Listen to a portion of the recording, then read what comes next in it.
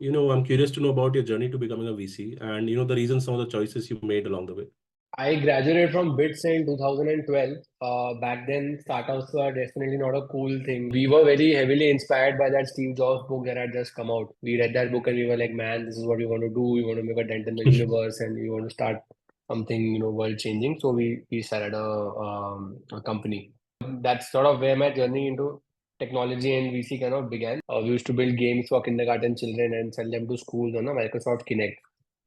Then I joined a company called Upgrad where I was the head of BD. I realized I love this 0 to 1 stage the most, and I was missing that small team that I had at my startup. And at that time, I met this fund called India Quotient, and they told me that why don't you come and run this program that we have called FirstCheque. We want to get it off the ground, but we don't have the bandwidth to do it. We have the capital and the idea, and we were looking for a smart hustler like you to come and run it. And I really started loving what I'm doing, and I felt that I've got PMF as a founder market fit rather here as a VC. So then I decided, okay, let's just do this.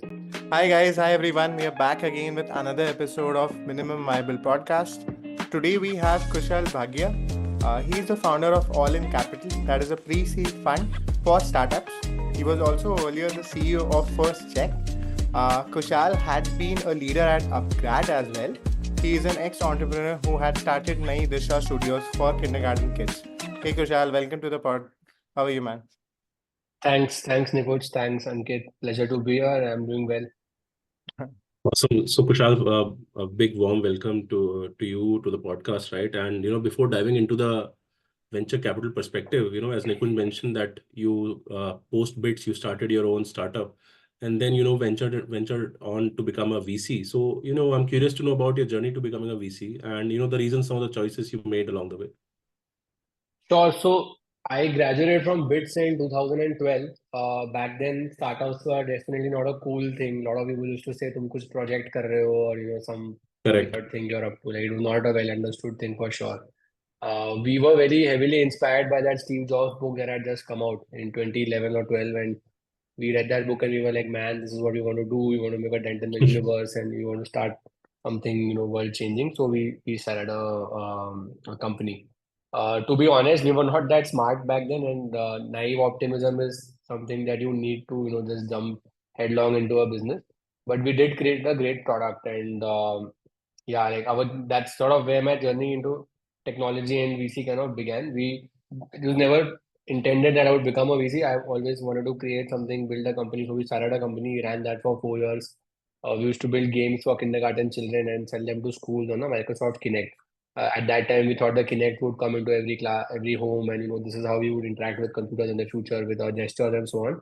It was maybe 10, 15 years before its time, given now it's happening with Apple Vision Pro and so on, right? Anyways, we chose the wrong platform essentially. We chose the wrong market. We made all the wrong decisions. And in 3 years, we realized that this will never be a large business. So we then turned it into a non-profit, and a lot of public sector schools now use that product. But we moved out after 4 years.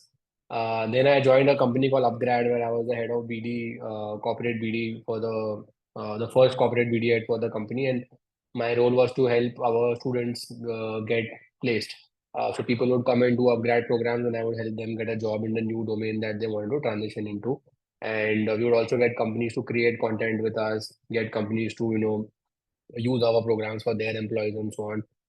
My logic there was that I couldn't run a business of my own, so let me go join somebody who's run a successful business, which was Ronnie, and the good bet. Upgrad has now become a large unicorn. So great experience there. Got to see the journey from 30 people to 800 people in 2 years, and some like there's a first time shot PMF closely there where there was a product which customers were snatching out of your hands.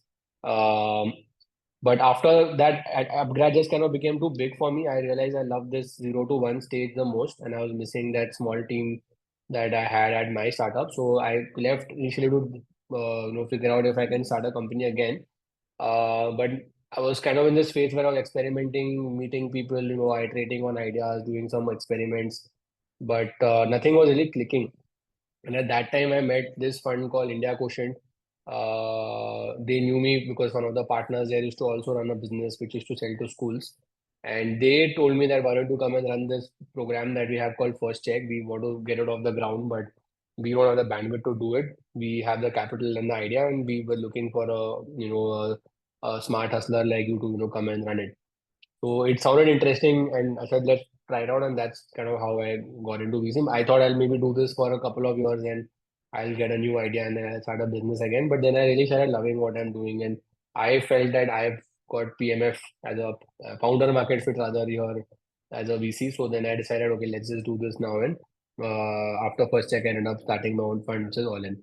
So that's my long answer to how I became a VC. Thank you, Kushal. Kushal, one thing you had mentioned, you figured that the market is bad, right? How do you like know that? And like obviously, when you are PMF, you might look at your numbers. Hey, X number of people are buying my product. Is it like revenue or what metrics do you look at? How do you know that is it a bad market or you're going after the bad set of customers or TG? So some markets by design are like just so schools, for example, right? Any founder who comes in pitches us that I want to sell a product to schools, it's a very bad market because the school owner is usually like a almost like a mini don in that area. Even the police commissioner will come and beg him that please give admission to my child if the school is really good, right? So they don't care. Like even if you sell them a pill that says that if the child has this pill, their IQ will go up by 20 points. इससे मेरे को क्या मिलेगा, right? Like it's really that bad. So you can create any kind of technology, you can create some tool which saves teachers time, etc. But the school is a regulated industry, meaning every child has to go to a school, and it's a status thing also. Every parent wants their child to go to the best school. So and if once you become the best school in that area, you're like a monopoly there, right? Like in Bombay, for example, if you're like there are families where the grandfather, the father, the son all went to cathedral school. Now cathedral will carry on for another 100 years without even if they do nothing else, right? Because of that legacy and branch, like what Harvard has, for example. So in education, that brand of the institute is kind of irreplaceable and the best ones, right? They just don't need you. So it becomes very hard to sell to them. Then there are other structural issues also. It's a regulated industry, so you technically can't do a profit making school, and then so that has several implications in terms of what kind of people start schools. Typically, it's politicians or politically connected people or builders, that kind of persona. So they'll not pay you on time. They will renegotiate contracts. They will ask for 10 times more than what you promised them in a contract. So it's very difficult customer base to sort of deal with. It's actually, and it's not just in India, even in the US, we've explored this, and it's actually worse there because there you have these large government run entities where it takes 3 years to get a contract from one school district, right? So schools in general is a pretty bad market. Maybe something might change in the future, but as of now, I feel it's not that great. Your question of, how do you know what is a good market, bad market? Usually there is a why now in the space. Like we love markets which are new and small, but are growing fast. Like food delivery in 2015-16 was a great market, right? In hindsight, obviously it's easy to say, but back then it used to, I remember thinking that why do I need to order food on an app? I call people and they deliver, right? But then you think about it, it's like I had a drawer full of menus out of which I would choose one every time I have to order. Change was an issue, right? Or tracking, every time you'll call and say khana kidhar hai, and the guy will say bus chala gaya hai. So but if you look at the market size back then of online food ordering, it would have been very small, right? But it was obviously a better experience for the customer, and hence it exploded. So anything like that, which is a new experience in like a existing behavior, like people already consume this thing, but you're offering it to them in a faster, easier, more convenient way, cheaper way. Any kind of experience like that usually is a great market. That tends to start small but grow very fast. And in terms of PMF, right, it's once you see it, you know it. Like it's very in your face. Like you will not once you have, if you are asking the question, do I have PMF? You likely don't have PMF because if you had it, you wouldn't ask this. Like it's typically a situation where you are pulling your hair out saying, how do I meet this demand? I don't have enough people. I don't have enough supply. There are people queuing up outside to buy my product. That is PMF, where you are like at the end of your wits on how do I address this demand? It happens once in a while. You see it, and like once it's there, it's like for example, the first time there's a time in your life where you booked a Uber for the first time on an app. You never called the number again after that, right? It was done. never again did you pick up a phone and call the number and say I want a cab, right? So that is very clear PMF that once you do it, then like I remember speaking to Apra when I was running taxi for sure, and he used to tell me this: ki we started this service for cabs, and people used to we started only with airport cabs. Just with that, he said ki within the first month I knew I had PMF because I would get like there was just so many people who wanted airport cabs and there were not enough of them and who reliably come on time on an app and so on, right? So PMF is like that when basically you have so much demand that you just can't address it. That's the most clear sign of PMF. Thanks, sir. So super interesting. Just changing gears. Let's say if Ankit or I or someone out there who's listening to this had to start like a VC fund today. Yeah, With your experience at AllinCapital and like your first check, what are the things that you would be looking at? It would be super valuable to understand. Obviously, capital is something that you'll have to figure, but yeah, starting a VC fund is not just like having that capital, but you'll have to figure whether you'll be able to attract startups. That's one. yeah, And secondly, like running a VC fund, and if you have not done this earlier, how do you go about it? correct. So think of a VC's job in like four buckets. One is access, right? To the best companies come to you. Do you even see it the best companies, right? Like there is a guy today who will probably be end up being the next Sachin Bansal or Kunal Shah. Does he even come and pitch to your firm, right? So do you have a brand? Do you have a network? How many, like if 100 good companies are raising money this month in India, are you seeing 10 of them? Are you seeing 80 of them, 90 of them? This is the most important thing of being a VC. You have access basically, right? And most people don't have access. And this is the biggest difference also between running a VC fund and a public markets fund. In public markets, anybody can buy any stock, right? Or even if you know that, like for example, I know Mokobara is a great luggage brand, right? That doesn't mean I can invest in Mokobara. I don't, because you may not have access, right? So that is number one, and most people don't have access, and it takes a long time to be somebody in the ecosystem or to have done something noteworthy or or to have built this access over time.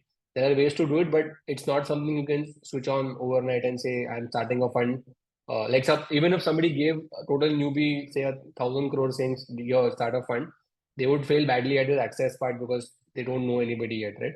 That's the number one thing. Second is picking out of the people who come to you. How do you pick and decide whom do you want to invest in? Um, your This is actually easier than access because this is a brain power thing. Like if you're smart and you've studied or you've done some work in the past, you'll have understanding of the way the world works and maybe you can pick. Some people are good at picking in sector wise, like you may have worked in say fintech all your life, so you understand that really well and maybe you can do well in picking fintech companies. Some people are great at generalist stuff, like we do generalist stuff at pre-seed, so that you can build a niche there, but that's the second part. uh, Third is right to win. Like even if you have the access, a good founder came to you, you had luckily the brains to understand that this guy is the next Sachin Bansal. Will he take your money, right? Because if he's really the next Sachin Bansal, then logically five other people will also make him an offer. So why will he take your money versus somebody else? Right? This is again a unique thing about being a VC, where it's a two-sided opt-in. Unlike public markets, where if you want to buy a stock, the HDFC can't say, "Okay, I won't let you buy my stock," right? But a founder here will choose that I want Kushal as my partner, or I want Sequoia as my partner, or Excel, etc. So that is again, it's a brand game where somebody has to look at you and feel, I feel this thing compounds. If I have worked with several companies in the past and they have gone on to do well, they will look at those companies and say, these guys must be doing something right. I would love to have them on my cap table. So that's your third thing. And the fourth thing is you need to also understand the mechanics of returning the fund. So which is fund strategy, right? So access picking, right to win, and fund strategy. In fund strategies, you have to do the math on how many investments do I need to make, how many checks do I put per investment, what am I expecting to return my fund, right? Will a 10x gain return my fund, or do I need a 50x gain or a 100x gain? How many of them do I need? When will I exit? At what valuation will I enter? And when will I sell? So all that fund modeling part of it is also something that you need to think through very clearly. And most first time VCs really suck at this last, self included, right? We also learned a lot of these lessons over the past 5 years. But yeah, this is the other part. So I think access picking, right to win, and fund strategy is the four buckets that you need to really think through as a VC. Why would you why would you really win? So even if you're great, I think at least three out of the four you should be really top notch into to be a good fund. And this is what an LP will also look for before somebody gives you money. Unless you have money of your own, then that's great. But most people don't. You have to go raise money from LPs, and they will likely think of you as, okay, why should I put money in this new fund when I can invest in All-in, or I can invest in Bloom, or Sequoia, or etc. So uh, yeah, that's kind of the landscape of how do you become, what do you look for in a VC. Got it, got it, got it. Talking about LPs and like how funds manage their life cycles. I had recently read this article wherein a lot of early stage funds, I'm not sure if it applies to pre-seed, but they struggle to sell off certain sort of bad investments. And uh, maybe just looking at that article would have looked at only certain startups. So I don't understand like the last 10-15 years, how the landscape has changed in India. But is it difficult for you to commit to your LP a certain return in the first 10 years? And at least the article had said that the life cycle in India needs to be like 12 to 15 years instead of 7 to 10 years. And have you seen that with maybe obviously AllinCapital is like still a couple of years Yeah, in that cycle, but with FirstCheque, you must have seen the early stage startups and exiting. yeah. See, this is a question of your fund size also. And if you are running say, 100 crore fund, it's not that difficult to return it in like a 5 to 10 year time frame. If you are running a $1 billion fund, then it's much harder. Okay. So the way fund math works is, um, typically people start with something of a starting ownership. When I meet a founder, I like him, I'll invest X and I'll take Y% ownership in that company. Let's say I have 10% in that company. Right now, this company should give me at least 1x of my fund back when it becomes a big company. Right? Ideally, it should give me many times my fund back. Like if I was in a Uber or a Coinbase or a Flipkart, I would get a 5x or 10x or more on my entire fund. Right? So the math is, how much do I put in every company? What is my X per company, and what is the Y I get, which is the ownership per company, such that after several rounds of dilution or whenever this company becomes bigger, I can return my fund. So the I think I don't think the question is on time frame. It's more on fund size, because India as a market is not that deep yet. Like we have only, I think, 300 to 400 companies that are listed, that are valued at more than $1 billion. That includes everything: our mines, Maruti, insurance companies, airline, hotels, all included, right? Tech is barely, maybe less than 20 out of those 300. Let's say that 300 will become 1,000 over the next 10 years, and 200 new tech companies will go public. Uh, but the question is, the odds of you getting a outlier success, like in the US, every few years you have a success like Airbnb, Coinbase, Uber, which is a 50 billion plus company, right? That doesn't happen here yet, because the market is not that deep enough. Also, the number of 1 billion plus companies in the US is far more, 10x more, 10x plus more than in India. So that math is different. So the larger the fund you have, the much more difficult it is for you to return it in India. But smaller funds, I think, have a much easier sort of target. And I think, like, for example, we had invested in FirstCheque in a company called Jiva, where we entered at a very in the first round at a very very early valuation. So we were able to get a 75x return within 5 years. It was a free case. Normally, it doesn't happen that fast, but it did happen. And FirstCheque sold a part of its stake, and now it has exited part of the fund back to its LPs. So it does happen, but yeah, I think so. Yeah, short answer is 5 to 10 year time frame is possible for smaller funds. For very large funds, they may need more time. So, Kushal, we see quite a few PMs who have been operators for a while, right? Like 8 to 9 years of work experience in our network. Similarly, product marketing managers or UX managers. And on the other hand, we also see, very young folks just right out of college who aspire to become VCs. What skills should they focus on developing? Um, so generally, I don't advise young folks to aim for a career in VC, because the number one thing you need, see, VC are basically capital salesmen, right? You're selling yourself and your money to Correct. the next Sachin Bansal, Kunal Shah, whatever, right? So why will that person choose you is the biggest question. First of all, how will you even come in contact with that person, and why will that person choose you in return, right? So when you're young, you neither have network, right, nor do you have world experience to be able to decide who's the next Sachin Bansal. So generally, I advise people to go work as in a company or start a company or work in tech for a while, learn how this world works, meet more people, and then maybe look at a career in VC. Once in a while, people you do meet exceptionally networked people even at a young age. Uh, Maybe they've just been maybe they have a kind of a blog online, or they have a great presence through which they've been meeting people, or they're known for something really cool, like you may be known as the best machine learning, the best AI guy, say top 10 AI guys in India last 3 years. So all new AI companies come to you for consulting, right? So maybe you have some niche like that that you're really great at, and that kind of thing might be a good starting point to becoming a VC. But otherwise, I feel young people should focus on building stuff, and then graduating into a VC role. And what I mentioned before on those four buckets, right, of access, picking, right to win, and fund math. Access and right to win, you should focus on as a young person. That today I'm zero on these, but in 3 years from now, if people like, suppose I want to be a VC, I really like fintech, right, and I want to be a fintech VC, it will make sense for me to start writing about fintech. Maybe I can start interviewing fintech founders. I can start reviewing fintech products, right?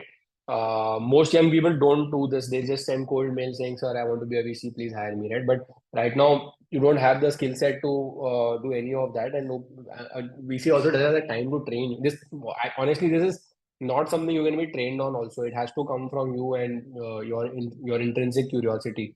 So that's my advice. Like, pick a niche and become really great at it, such that like, for example, AI is hot today, right? If you want to be a VC, just start reviewing every AI product. Daily, there are 5 launches on Product Hunt. Make a 2 minute, or whatever, 5-10 minute video, compare them, put it up online, or write about them online. In fact, a lot of some of the greatest VCs started out as newsletter, like Mike Moritz, who was Sequoia's MD. He used to write a newsletter. And Doug Leone was the founder of Sequoia, read his newsletter and hired him as a VC. And he was a legendary VC. So even Bill Gurley used to write benchmark. I think he was a sell side analyst at a iBank, and used to write his reports on public companies, and people read his report. Actually, no, he used to write a blog called About the Crowd, which is still live. And his blog is kind of what got him into before the sorry when he started, there were no blogs. He used to also write his newsletter, and people used to. It's now a blog, but earlier it was a newsletter, and again that got him his visibility, and someone hired him. So in fact, even I kind of got hired at FirstCheque because of this. Like the IQ guys used to read my tweets, and they knew me because of Twitter. Got it, got it. Super interesting. So obviously, assuming that operator has had certain sort of domain experience and they are now applying to VCs, right? How does a VC think of like a typical hiring process at VC funds? Where do VCs typically scout for talent? One part you've already answered, essentially looking for people who are domain experts and they're writing about it online. But is there any other channel? And if, let's say, someone who's been an operator of a couple of years and they are looking at preparing for a interview and they've already applied and deeper into an interview process, how do they even like start, right? What experiences would you look for within the interview process? I understand obviously there's a background and a question that you already answered, but within the interview, are there specific traits you look at? And if someone is preparing for it, how do they go about it? Uh, for me, again, I would qualify this answer by saying it's very different for a small fund like Allin versus a larger fund like a Axel, Sequoia, Bloom, etc. There, people hire for specific teams where somebody in the SaaS team needs an analyst, right? Or somebody in the fintech team needs an associate. And there you typically work with that one partner, and it's a very different sort of environment. Of course, there are many pros and cons to both. Um, for us, what we look for is I will look for number one is innate curiosity. Does this person know stuff about the world which they have no business knowing, right? Generally, are they curious? Are they well read? Are they well networked? Do they? It's a 24/7 on type thing, right? Like Do they know things which are like, for example, when I became a VC, right? Before I had become a VC, I had for no reason gone and met some founders who I was curious about what they're building. Just no agenda, went and met them, pinged them on Twitter or send a hi. And so then I knew, okay, this company does that or this company does that. And that, again, no logic to it, but just did it. And then some way this would help me later on in my career, um, in a very, in a way where I couldn't like connect the dots looking forward. So that kind of person, which is just broadly well read, well networked, has a lot of hustle and is good at sales, can pitch well, talk well, articulate well, write well. That is also super important because you are finally you have to sell yourself to the founder and you know get them to take your money or get them to happily accept your check. So yeah, I think those two, innate curiosity, salesmanship, and then analytical thinking, like can they look at a business, break it down, and really figure out if it's a good business, have a sense of what's new, what new trends are happening in the world. But these other two three things are kind of more common. The first two parts, like curiosity and salesmanship, those are rare. Most people who mail us, they can follow a set of rules well, like they would have gone to a great engineering college or done a great MBA, but that doesn't help them stand out of the pack. That's kind of helping them blend into the pack. We want somebody who has done something different or who has some unique edge in this, in this world. So yeah, it's a very hard to quantify answer, but quality wise, we at least we look for good salesmanship, which is great speaking, great writing, great articulation, and number one is great curiosity, like is able to learn about the world at a faster pace than others. Awesome. Kushal, switching gears now, while evaluating companies or startups, what are the key factors you look for in founders? How do you identify the archetypes of good founders? And also with very little information, how do VCs evaluate products at a very early stage, right? Um, so for us, the number one thing is the market. Is this a large market, and can this support a extremely outlier outcome? Like, can this become $1 billion plus company? That is the number one thing people look at. It sounds simple, but it's hard to imagine it on day zero. Like I said, if you told me in 2010, like but the Zomato series round would have happened in 2010. It used to be called foodiebay.com. I remember I had written them a sponsorship proposal for our college festival and back then. In fact, eBay sued them and that's why they had to change their name from Foodiebay. But in 2010, to look at the founder and Dipinder and say that this guy in 2022 will IPO a company at 10 billion, right? It's honestly impossible. Nobody can say it with certainty. But that's kind of your job. But you have to look at the market and say, okay, online is coming, internet is coming, food is something that everybody consumes, everybody goes out. So logically, this thing should move online. And open table had happened in the US by that time already, right? So there was some signal that there will be a online marketplace that will happen. Uh, Delivery to came much later, and that's kudos to Dipinder for navigating through those changes. But essentially, the you have to look at a why now in that market. Should be a large existing category, and a new technology should be able to enable a new experience in that category, right? Like for example, back then it was everybody used to have a drawer full of menus 10 years back. You used to have 5 restaurants that you would pick up the phone and call and order. Zomato digitized that and made it a classified model where you could see all those things. Then it went one step further and made it a delivery company too. But that why now was the internet, that now I don't need to keep this drawer of menus. I can just show you all the restaurants in Bombay and you can choose where you want to go to for dinner by just going on it. So when a new technology happens, there is usually new capabilities that are possible because of that technology, and that creates a large market. So that those are like amazing spaces to invest in, and those are very non-obvious when it happens. Um, this happened again and again. For like ShareChat came because Geo enabled free content for everybody, or PhonePe happened because of the UPI buy now, right? So if you look at or like Nykaa happened because Instagram made it like made makeup or dressing up way more common than it used to be 10 years back, right? When we were in college, girls used to not put makeup every day. It was like a thing you would do on your farewell party day, maybe you'll put makeup, right? But now it's everyday thing. So that consumer change has happened because largely because of Instagram and the internet, people see how other people dress up and now they want to do the same. Uh, yeah, so you look for a large market. Within that, there should be a new why now enabled by a new technology. And then you need a extremely special person like Dipinder who has navigated this over the last 15 years. That is the hardest part to guess whether this person will grow like that and evolve over time. And you can only take a guess, to be honest. You'll have some intuition that you will develop. You have your own reasoning models. Rather, as a VC, you find in your own model, right, of what type of person you want to work with.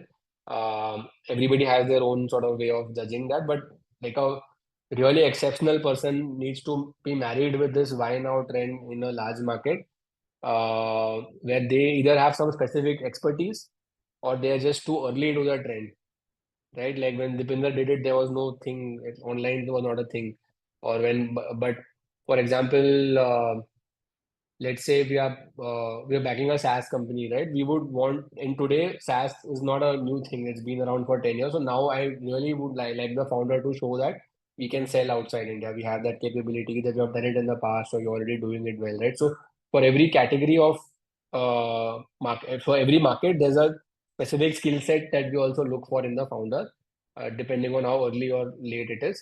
But yeah, broadly, those are the things that you look for. Large market, what is the why now? What is the tech? What has happened in the world which makes this a good idea today versus because there are no new ideas really. Things keep repeating again and again. This online, for example, online grocery delivery was tried in 99. There was a company called Webvan. It went public, it went bust. But now Instacart is a great company. By the Mike Moritz did those two deals again, which is why he's a legend. So the why now is very important, right? What changes in the world which makes this a good idea today in a large TAM married with an exceptional founder. So those are the things you look for.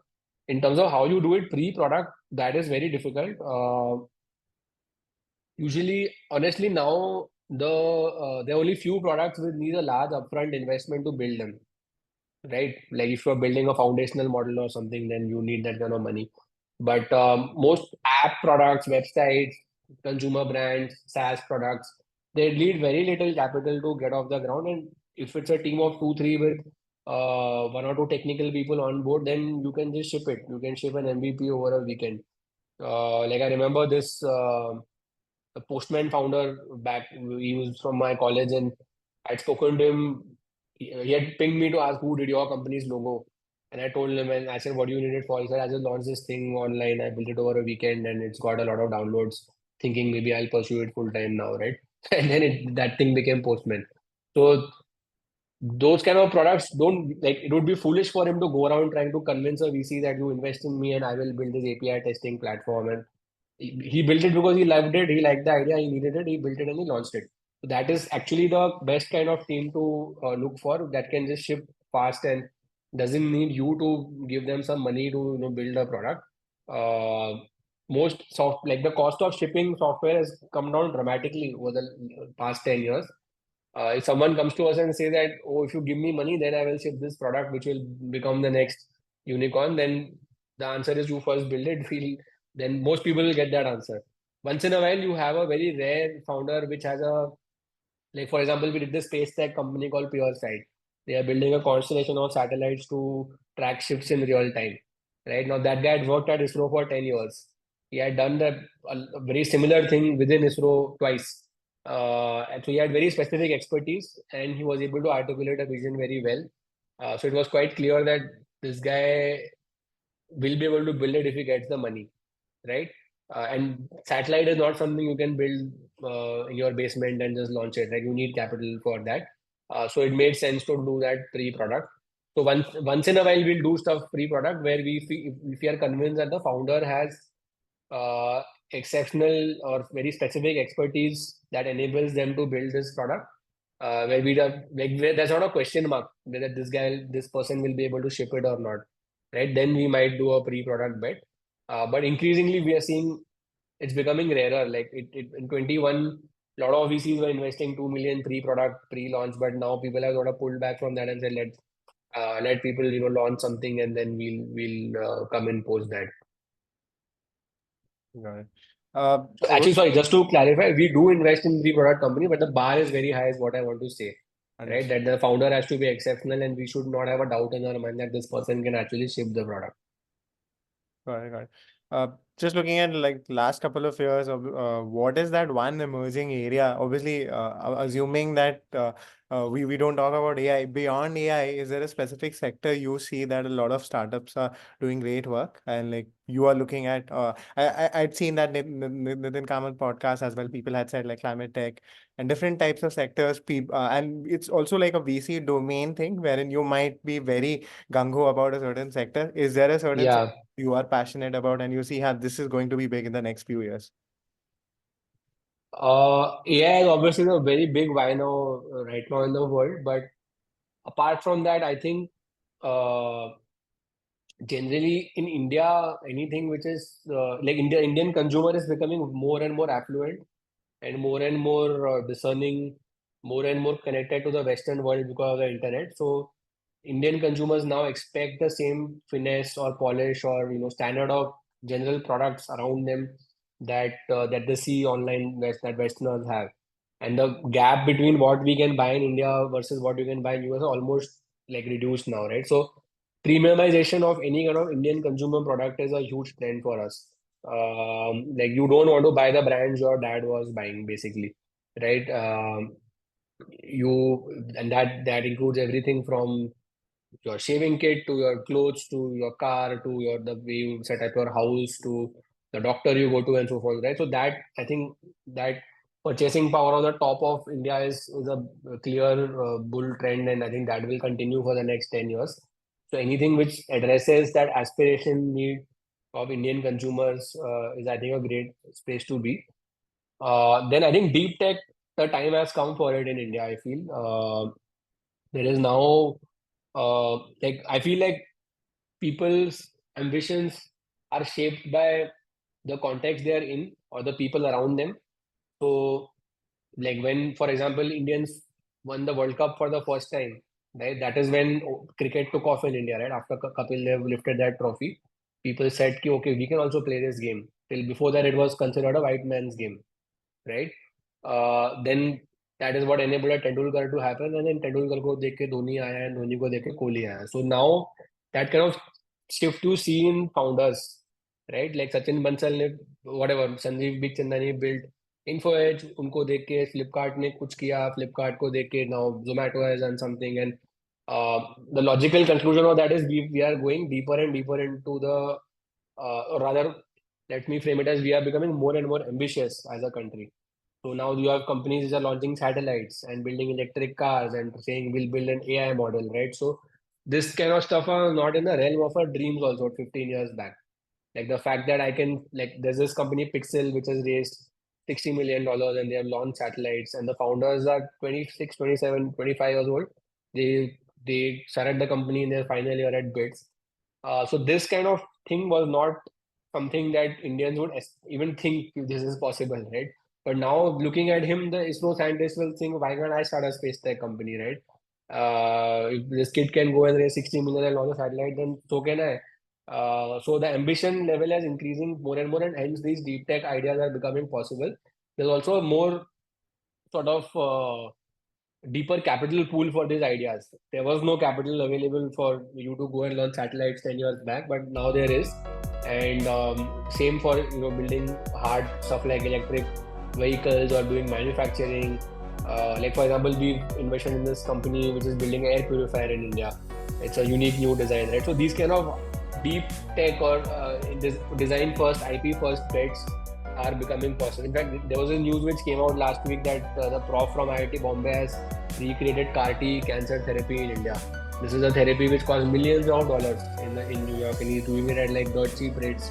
In India, they've developed it in partnership with Tata Memorial Hospital in Bombay. So people are taking these bets and they are working. So I think that is a new sort of frontier tech category for me, is the next big trend in India. Awesome. Some wonderful insights, Kushal. Thank you so much for being on the podcast. I hope you had a great time. I did. Thank you so much for having me.